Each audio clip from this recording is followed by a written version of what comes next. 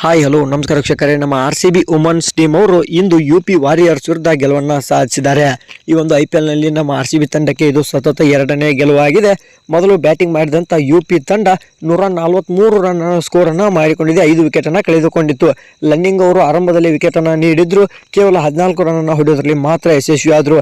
ನಂತರ ದೀಪ್ತಿ ಶರ್ಮಾ ಅವರು ಮಾತ್ರ 45 ರನ್ ಅನ್ನು ಕಲೆ ಹಾಕ್ತಾರೆ. ಮತ್ತೆ ಡಾಟಿನ್ ಅವರು ಕೊನೆಯದಾಗಿ ಬಂದು 40 ರನ್ಗಳನ್ನ ಕಲೆ ಹಾಕೋತಾರೆ.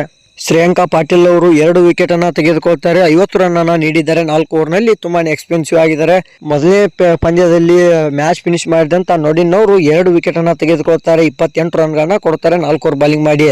ನಂತರ ಬೆಲ್ ಅವರು 4 ಓವರ್ ಬಾಲಿಂಗ್ ಮಾಡಿ 16 ರನ್ ಅನ್ನ ಕೊಟ್ಟಿದ್ದಾರೆ. 1 ವಿಕೆಟ್ ಅನ್ನ ತೆಗೆದುಕೊಳ್ತಾರೆ. ಈ ಒಂದು ಮೊತ್ತವನ್ನ ಚೇಸ್ ಮಾಡಕ್ಕೆ ಬಂದಂತ ನಮ್ಮ RCB ತಂಡ ಕೇವಲ 12.1 ಓವರ್ ನಲ್ಲಿ ಪಂದ್ಯವನ್ನ ಮುಗಿಸಿದ್ದಾರೆ.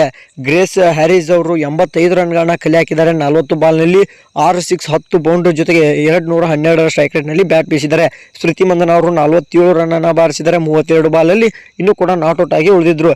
ರಿಚಾ ಘೋಷ್ ಅವರು 4 ರನ್ ಅನ್ನ ಕಲೆ ಹಾಕೋತಾರೆ. 2 ಬಾಲ್ನಲ್ಲಿ ಒಟ್ಟಿನಲ್ಲಿ 10 ವಿಕೆಟ್ ನಿಂದ ನಮ್ಮ RCB ತಂಡ ಈ ಒಂದು ಪಂದ್ಯವನ್ನ ಗೆಲ್ಲಬೇಕಾಗಿತ್ತು. ಬಟ್ ಗ್ರೇಸ್ ಹ್ಯಾರಿಸ್ ಅವರು ವಿಕೆಟ್ ಅನ್ನ ನೀಡ್ತಾರೆ ಲಾಸ್ಟ್ ಮೂಮೆಂಟ್ಗೆ ಬಂದು ಬಿಗ್ ಹಿಟ್ ಹೊಡೆಯಕ್ಕೆ. ಬಟ್ ಆ ಒಂದು ಸಂದರ್ಭದಲ್ಲಿ ವಿಕೆಟ್ ನೀಡಿರೋದ್ರಿಂದ ನಮ್ಮ RCB ತಂಡ 9 ವಿಕೆಟ್ ನಿಂದ UP ವಾರಿಯರ್ಸ್ ವಿರುದ್ಧ ಗೆಲುವನ್ನು ಸಾಧಿಸಿದೆ. ಇವಾಗ ಪಾಯಿಂಟ್ಸ್ ಟೇಬಲ್ ಅಲ್ಲಿ ಅಗ್ರಸ್ಥಾನದಲ್ಲಿದ್ದಾರೆ. ರನ್ ರೇಟ್ ಕೂಡ ತುಂಬಾನೇ ಹೈ ಮಾರ್ಜಿನ್ ಇಂದ ಗೆದ್ದಿರೋದ್ರಿಂದ ಟೇಬಲ್ ಟಾಪರ್ ಅಲ್ಲಿ ಹೋಗಿ ಕುಂತಿದ್ದಾರೆ. ಮುಂದಿನ ಒಂದು ವಿಡಿಯೋದಲ್ಲಿ ನಮ್ಮ RCB ಕ್ಯಾಪ್ಟನ್ ಸ್ಮೃತಿ ಮಂದನ ಅವರು ಪ್ರೆಸ್ ಕಾನ್ಫರೆನ್ಸ್ ಅಲ್ಲಿ RCB ಬಗ್ಗೆ ಮತ್ತೆ RCB ಗೆಲುವಿನ ಬಗ್ಗೆ ಏನೆಲ್ಲ ಹೇಳಿದ್ರು ಅಂತ ತಿಳ್ಕೊಂಬರೋಣ. Thank you.